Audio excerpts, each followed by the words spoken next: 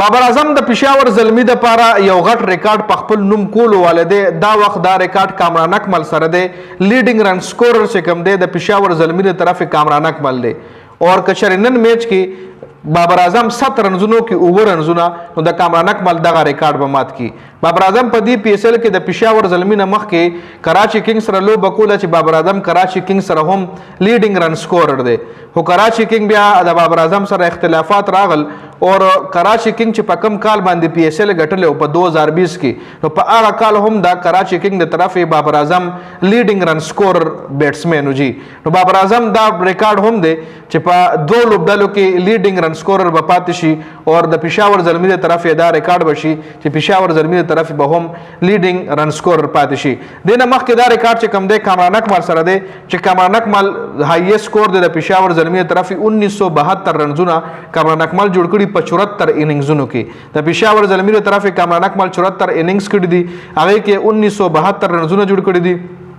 27.38 ایوریج سره ایوریج ډیر زیات کم دی سټرایک ریټ 136 سټرایک ریټ سره چې دا سټرایک ریټ هم د بابر اعظم نه کم دی درې سنچریانې د پېښور زلمی د طرف کامران اکمل واخلي دي اور 12 50 دي خدا ریکارډ چې کم دی دا ولوس بابر اعظم ماتول والده ځکه بابر اعظم دا وخت 1967 رنزونه دي په 42 اننګزونو کې صرف اور صرف کامران اکمل په 74 اننګزونو کې جوړ کړي دي اور بابر اعظم به په 43 اننګزونو کې جوړ کړي نو 74 اور 43 کې تقریبا د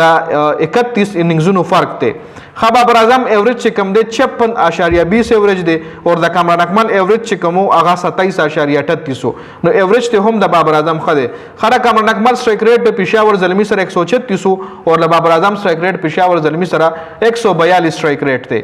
سلور سنچریان دي د کامران اکمل 3 سنچریان دي پېښور زلمی سره اور د بابر اعظم سلور سنچریان دي پېښور زلمی سره د کامران اکمل 12 نصف سنچریان دي یعنی 50 اور د بابر اعظم 16 50 دي د پېښور زلمی له طرفه یعنی بابر اعظم